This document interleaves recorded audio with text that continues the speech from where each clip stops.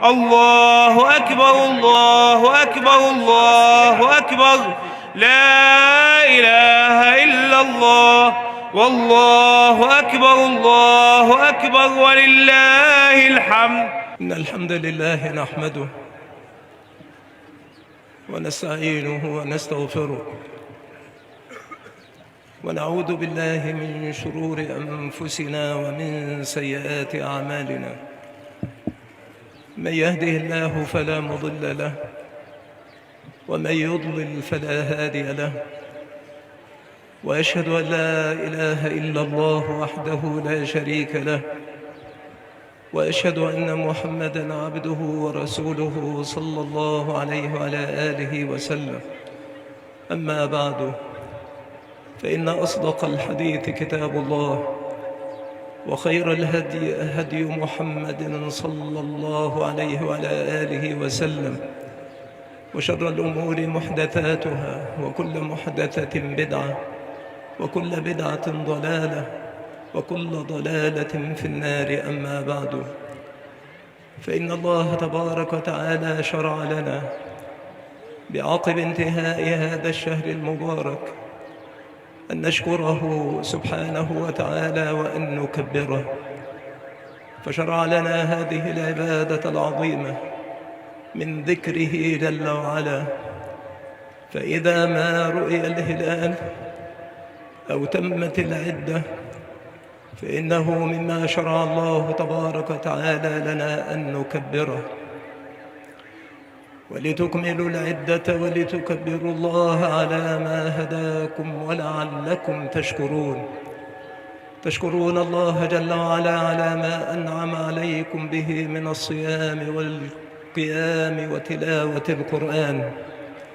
والله جل وعلا بين لنا أن من شكره زاده، وأن من كفره عذبه عذابا شديدا.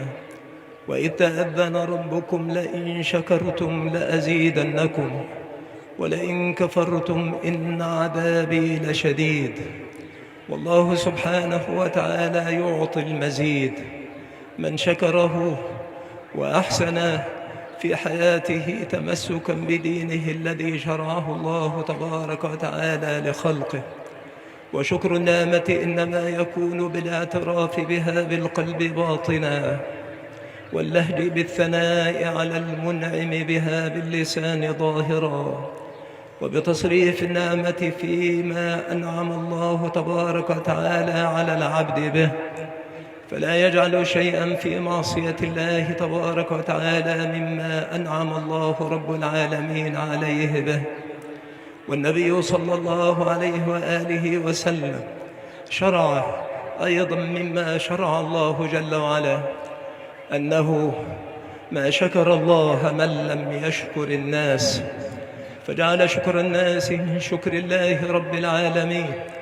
وبين لنا النبي الكريم صلى الله عليه وعلى آله وسلم أن من صنع إليكم معروفا فكافئوه، فإن لم تجدوا ما تكافئونه به فادعوا له حتى تروا أنكم قد كافأتموه.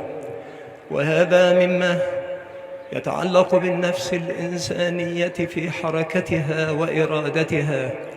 وقد عبر عن ذلك شاعر جاهلي قديم وهو عنترة، فإنه قال: نبئت أمرا غير شاكر نعمتي، والكفر مخبثة لنفس المنعم. وعلمت أن عمرا لم يشكر النعمة التي أنعمت عليه بها، ولم يبثها ولم ينشرها. وكفران النعم منفر للمنعم عن إدامة الإنعام. نبئت أمرا غير شاكر نعمتي، والكفر مخبثة لنفس المنعم. نبئت التاء مفعول أول، وعمرا مفعول ثان، وغير مفعول ثالث، وأعلم وأخواتها مما ينصب ثلاثة مفاعيل.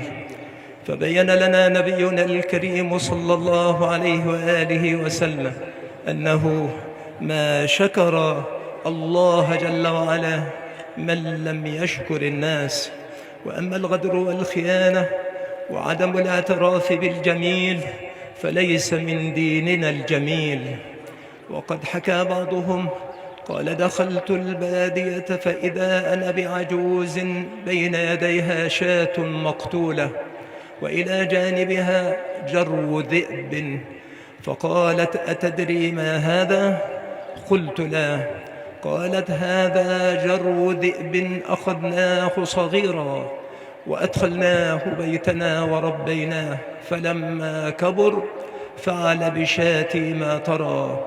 وأنشدت: بقرت شويهتي وفجعت قلبي، وأنت لشاتنا ابن ربيب، غذيت بدرها ونشأت معها، فمن أنباك أن أباك ذيب، فمن أنباك أن أباك ذيب. إذا كان الطباع طباع سوء فلا أدب يفيد ولا أديب. قال رجل للأحنف بن قيس: بم سدت قومك وما أنت بأشرفهم نسبا ولا أصبحهم وجها ولا أحسنهم خلقا؟ فقال: بخلاف ما فيك سدت قومي. قال: وما ذاك؟ قال: تركي من أمرك ما لا يعنيني كما عناك من أمري ما لا يعنيك، فبذلك سدت قومي. خرج قوم لصيد فطردوا ضبعا، والضبع أنثى الضباع، حتى ألجأوها إلى خباء أعرابي فأجارها الأعرابي وجعل يطعمها ويسقيها. فبينما هو نائم ذات يوم إذ وثبت عليه فبقرت بطنه وهربت، فجاء ابن عم له يطلبه فوجده ملقى، فتبع الضبع حتى قتلها، وأنشد يقول: ومن يصنع المعروف في غير أهله يلاقي كما لاقى مدير معامري. وأم عامر كنية الضبع. ومن يصنع المعروف في غير أهله يلاقي كما لاقى مدير معامري. أعد لها لما استجارت ببيته أحاليب ألبان اللقاح الدوائر، وأسمنها حتى إذا ما تمكنت فرته بأنياب لها وأظافر. فقل لذوي المعروف هذا جزاء من يجود بمعروف على غير شاكر. وقديما قال زهير: ومن يجعل المعروف في غير أهله يكن حمده ذما عليه ويندمي. لا حول ولا قوة إلا بالله. اللهم إن تعذبني فأنا أهل لذلك، وإن تغفر لي فأنت أهل لذلك. عباد الله، إن الله تبارك وتعالى شرع لنا الفرح إذا ما آتانا نعمة، كما قال جل وعلا: قل بفضل الله وبرحمته فبذلك فليفرحوا هو خير مما يجمعون. فالله رب العالمين شرع لنا أن نفرح بالنعمة، وقد أنعم الله جل وعلا علينا بالصيام والقيام وتلاوة القرآن، والفرح منه مذموم ومنه محمود. فالمحمود من الفرح الذي أمر الله تبارك وتعالى به أن يكون فرحا بنعمة الله تعالى على العبد. قل بفضل الله وبرحمته فبذلك فليفرحوا. وأما الفرح المذموم فهو الفرح بالدنيا وما فيها. والله جل وعلا إنما خلق الخلق لعبادته، وجعل لهم في الدنيا أسبابا، وجعلهم ممتحنين بما آتاهم من هذه النعم كيف يصرفونها، أفي مرضاته أم في معاصيه. عباد الله، إن الله تبارك وتعالى جعل للدين شعائر، وإن من شعائر الدين العظيم هذا العيد المبارك. ذلك ومن يعظم شعائر الله فإنها من تقوى القلوب. ولكن أقواما انحرفوا عن هذه الشعيرة ولم يجعلوها في موضعها، إنما جعل الله العيد فرحا بانتصار الخير على الشر، بانتصار العبد على الشيطان، بانتصار الطاعة على المعصية، بانتصار النفس اللوامة على النفس الأمارة. وجعل الله تبارك وتعالى لهذه الأمة يومين هما عيدان لها، يفرح في هذين اليومين فرحا شرعيا بعقب إتمام ركنين من أركان دين الإسلام العظيم. فعيد الفطر بعقب إتمام الصيام من شهر رمضان، وعيد الأضحى بعقب يوم عرفة وفي أثناء أداء الركن الرابع من أركان الإسلام، وهو ركن الحج إلى بيت الله الحرام. الله جل وعلا جعل لنا يومين نفرح بهما فرحا شرعيا وفيهما، لأن النبي صلى الله عليه وآله وسلم لما هاجر إلى المدينة وكان أهل الجاهلية لهما يومان يلعبون فيهما، فلما هاجر النبي صلى الله عليه وسلم إلى المدينة قال: إن الله تعالى أبدلكما بهما خيرا منهما، يوم الفطر ويوم الأضحى، فهذان يومان للسرور بنعمة الله تبارك وتعالى والحبور والفرح بفضل الله رب العالمين. ولذا كان رمضان قد انقضى، فإن عمل العبد الصالح لا ينقضي، كما قال الله جل وعلا: واعبد ربك حتى يأتيك اليقين. فلم يجعل للعبادة غاية دون الموت، واعبد ربك حتى يأتيك اليقين، أي حتى يأتيك الموت. والله تبارك وتعالى يأمرنا أن نتقيه سبحانه حق تقاته. يا أيها الذين آمنوا اتقوا الله حق تقاته ولا تموتن إلا وأنتم مسلمون. فعمل العبد الصالح لا ينقطع إلا بموته، كما قال النبي صلى الله عليه وآله وسلم: إذا مات العبد انقطع عمله، فلم يجعل لانقطاع العمل غاية دون الموت. وإذا كان رمضان قد انقضى فإن الصيام مستمر طول العام، كما قال النبي صلى الله عليه وآله وسلم: من صام رمضان ثم أتبعه 6 من شوال كان كصيام الدهر، أي كان كصيام العام. وقد فسر النبي صلى الله عليه وسلم ذلك بقوله: شهر ب10 أشهر، و6 أيام بشهرين، فذلك تمام العام. وبين النبي صلى الله عليه وآله وسلم أن صيام 3 أيام من كل شهر مع صيام رمضان كصيام العام. يقول النبي صلى الله عليه وآله وسلم: صيام 3 أيام من كل شهر ورمضان إلى رمضان فذلك صيام الدهر، يعني صيام العام. والنبي صلى الله عليه وآله وسلم وجه أن المسلم إذا أراد أن يصوم 3 أيام من كل شهر أن يجعل ذلك أيام البيض، 13 و14 و15.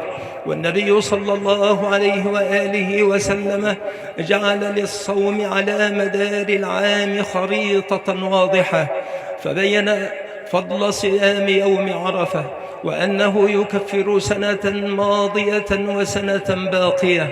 وكذلك بين فضل صيام يوم عاشوراء، وأن صيام يوم عاشوراء يكفر ذنوب سنة مضت.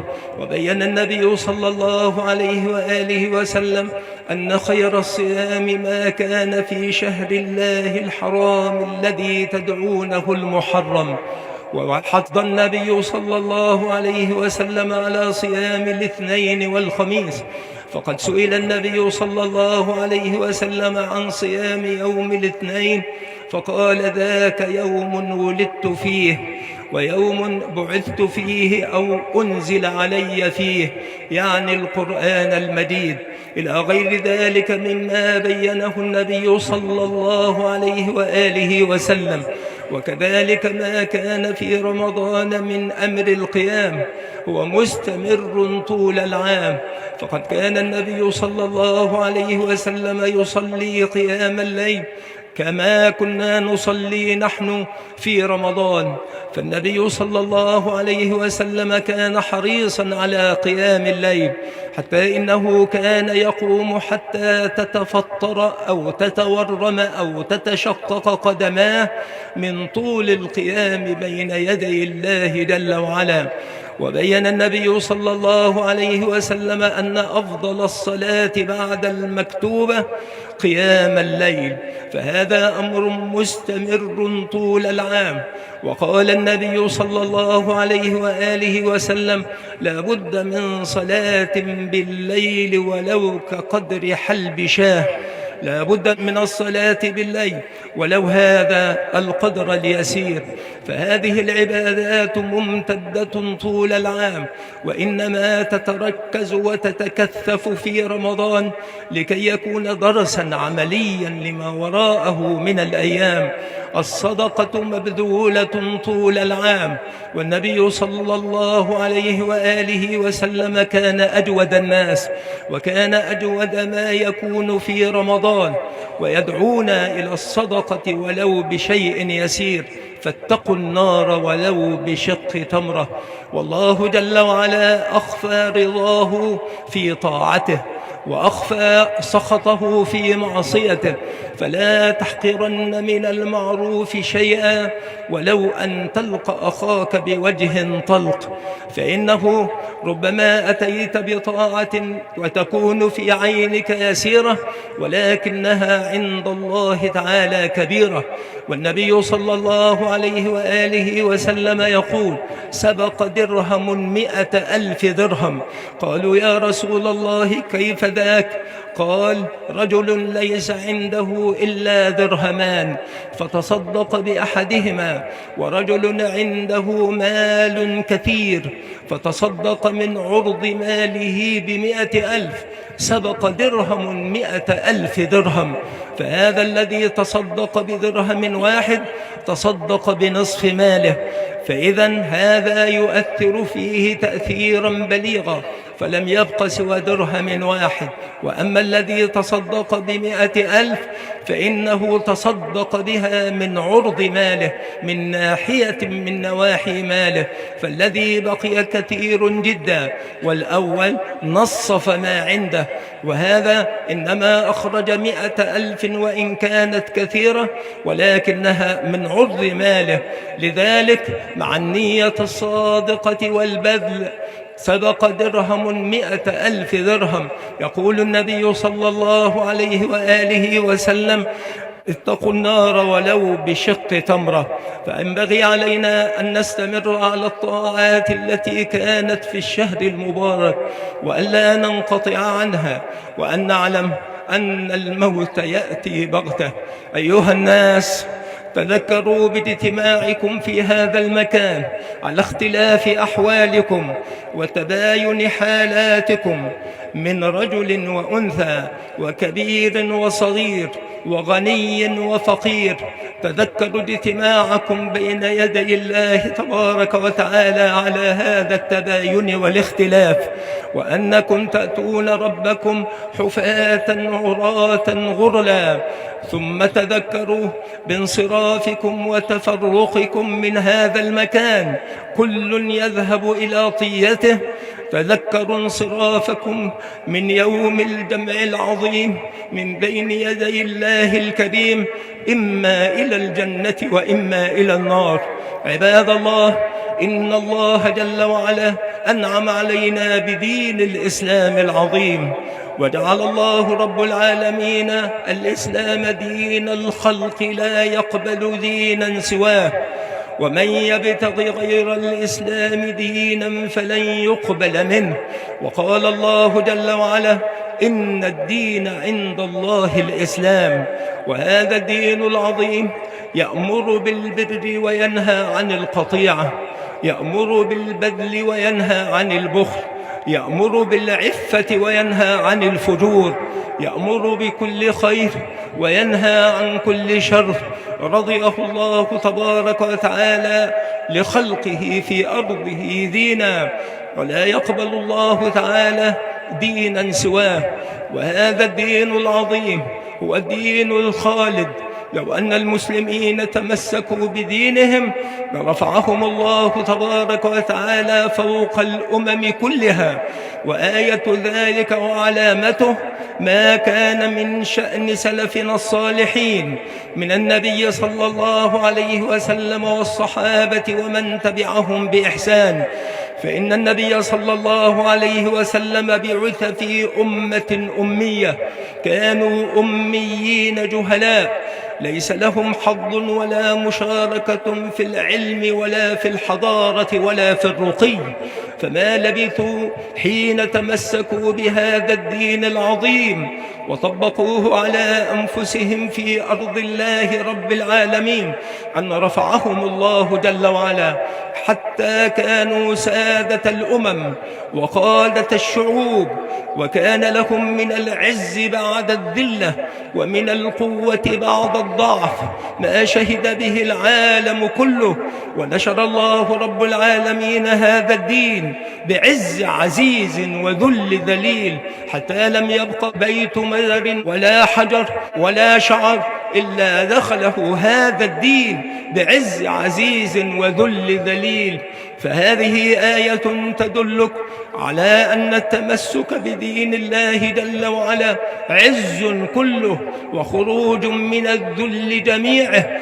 وقد علم أعداؤنا أعداء هذا الدين هذه الحقيقة، علموا أننا إن تمسكنا بديننا فإننا نكون فوق رؤوسهم وأننا لهم غالبون. وهذا معلوم قديما وفي هذا العصر الذي نحياه. فإن هرقل في عهد النبي صلى الله عليه وسلم وكان عظيم الروم، لما سأل أبا سفيان عن صفات النبي صلى الله عليه وآله وسلم وأخبره عن صفات الرسول صلى الله عليه وآله وسلم، قال: إن كان ما تقول حقا ليملكن ما تحت قدمي.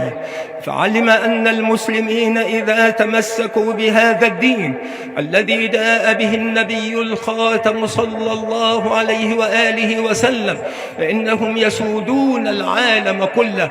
وعظيم الروم هذا كان ملكا وكان عظيما على أعظم أمة من أمتين في وقته، ومع ذلك فبمجرد أن سمع صفات رسول الله صلى الله عليه وسلم وما يدعو إليه من هذا الدين العظيم حتى قال: لئن كان ما تقول حقا ليملكن ما تحت قدمي هاتين.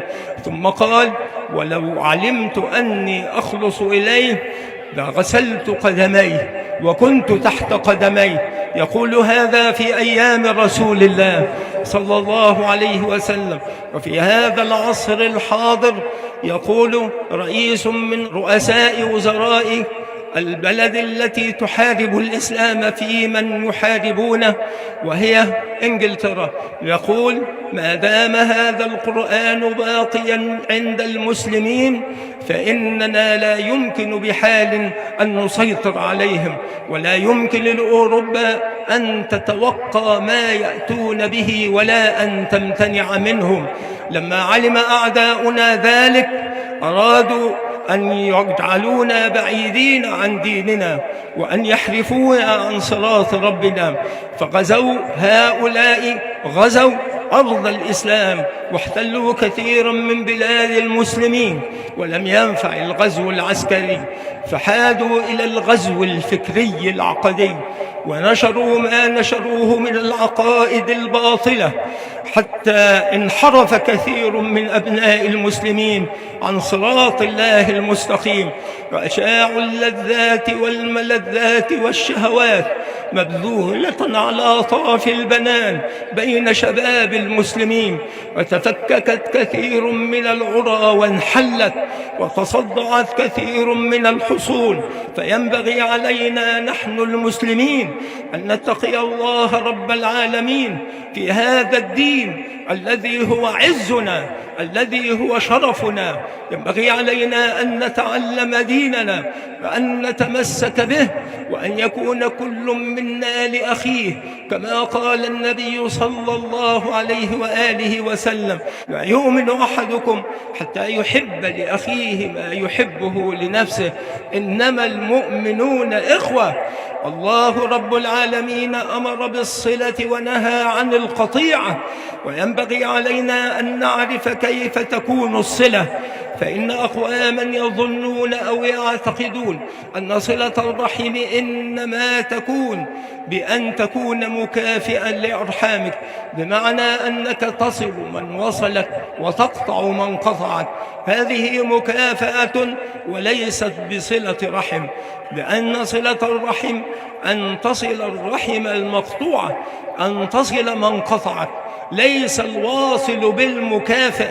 يعني الذي يصل من وصل ويقطع من قطع، ليس الواصل بالمكافئ، وإنما الواصل من إذا قطعت رحمه وصلها، كما قال نبينا صلى الله عليه وسلم: فاجتهدوا في الاتيان بهذه الأوامر الشرعية التي دلكم عليها خير البرية صلى الله عليه وآله وسلم، وتمسكوا بدينكم عباد الله.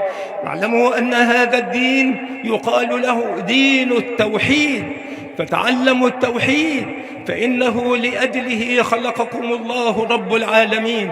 وما خلقت الجن والإنس إلا ليعبدون، أي إلا ليوحدوني. فالله عز وجل خلقنا لتوحيده، أن نؤمن به تبارك وتعالى، وأن نعبده وحده، وأن نخلص العبادة لوجهه الكريم، وأن لا نصرف شيئا من ألوان العبادات الظاهرة والباطنة لغير وجهه الكريم. ينبغي علينا أن نتعلم التوحيد، لأن الزيغ عنه أمره شديد. فالله رب العالمين يغفر الذنوب كلها إلا الشرك لمن مات على الشرك. الله رب العالمين لا يغفر الشرك، وأعظم ذنب عصي الله تبارك وتعالى به هو الشرك، كما أن أعظم طاعة يطاع الله بها هي التوحيد. فتعلموا عباد الله توحيد ربكم، واعلموا أن ذلك يتعلق بقلوبكم، أن لا يكون فيها شرك، وأن لا يكون فيها شك، وأن ذلك يتعلق بألسنتكم حتى لا يكون فيها ما يزيغ ولا ينحرف عن صراط الله المستقيم في أمر التوحيد. فإن النبي صلى الله عليه وسلم راجع صحابيا في حرف واحد، قال: ما شاء الله وشئت. فقال: أجعلتني لله ندا؟ إن كان ولا بد فقل ما شاء الله ثم شاء محمد. فراجعه في حرف واحد يقول: ما شاء الله وشاء محمد. فجعل هذا تنديدا، اتخاذ ند مع الله رب العالمين. قال: أجعلتني لله ندا؟ بل إذا قلتم فقولوا إن كان ولا بد ما شاء الله ثم شاء محمد. فالأمر جد لا هزل فيه. فإن رجلا كما حكى أبو هريرة رضي الله عنه عن رسول الله صلى الله عليه وسلم: كان في من كان قبلكم رجلان قد تآخيا، اتخذ كل الآخر أخا له، وكان أحدهما مسرفا على نفسه، وكان الثاني عابدا زاهدا متعبدا، فكان كلما مر على الذي أسرف على نفسه يلومه ويأمره بالكف عن معاصيه. فلما أثقل عليه قال: أبعثت علي رقيبا؟ فاستشاط غضبا فقال: والله لا يغفر الله لك.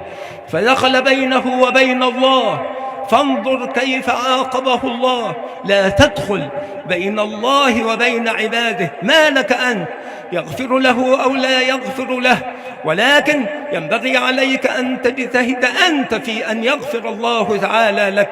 فدخل في منطقة خطرة لم يخرج منها سالما، والله لا يغفر الله لك. قال الله جل وعلا: من هذا المتألي الحالف علي ألا أغفر لفلان؟ اشهدوا يا ملائكتي أني قد غفرت له وأحبطت عملك. قال أبو هريرة: فقال كلمة أحبطت أو أوبقت عليه وأهلكت آخرته، بكلمة واحدة يكتب الله تعالى لك بها الرضوان حتى تلقاه.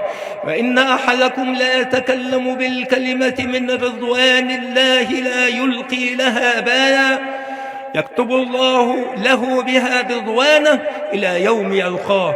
وإن الرجل ليتكلم بالكلمة من سخط الله لا يلقي لها بالا، يهوي بها في النار أبعد مما بين السماء والأرض، بكلمة واحدة. اضبط لسانك، أمسك لسانك، كما أمر بذلك رسول الله صلى الله عليه وسلم عندما سئل من نجاه قال: أمسك عليك لسانك وليسعك بيتك وابكي على خطيئتك.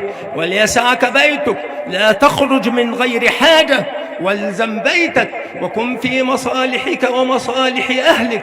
علينا أن نتعلم دين ربنا، فإن أعداءنا لما علموا يقينا أننا لو تعلمنا ديننا وتمسكنا به فلا يمكن لهم بحال أن يهزمونا، بل إن النصر يكون حليفنا لا محالة ولا محيد عن تلك الحالة. فأرادوا أن يحرفونا عن ديننا. وانظر إلى جماهير المسلمين، أين هي من توحيد رب العالمين؟ وأين هي من عبادات الإسلام العظيم؟ وأين هي من نظافة المعاملات المالية والاجتماعية والإنسانية والشرعية؟ انظر إلى هؤلاء الذين قد انحرفوا عن دين الله جل وعلا. تعلم أن أعداءنا قد بلغوا منا المبالغ، وأننا قد صرنا مهزومين في هذا المجال، والأمر قريب. فنسأل الله رب العالمين أن يبصرنا بحقيقة ديننا، وأن يمسكنا به، وأن يجعلنا من العلماء العاملين الربانيين المخلصين الساعين لنصرة دين الإسلام العظيم. اللهم أنزل رحمتك وسكينتك وبركاتك على هذا الجمع يا رب العالمين، ولا تجعل فيهم مكروبا إلا فرجت عنه، ولا تجعل فيهم مدينا إلا أديت عنه، واجعلهم جميعا من المقبولين في يوم الجائزة يا رب العالمين. وصلى الله وسلم على نبينا محمد وعلى آله وأصحابه أجمعين.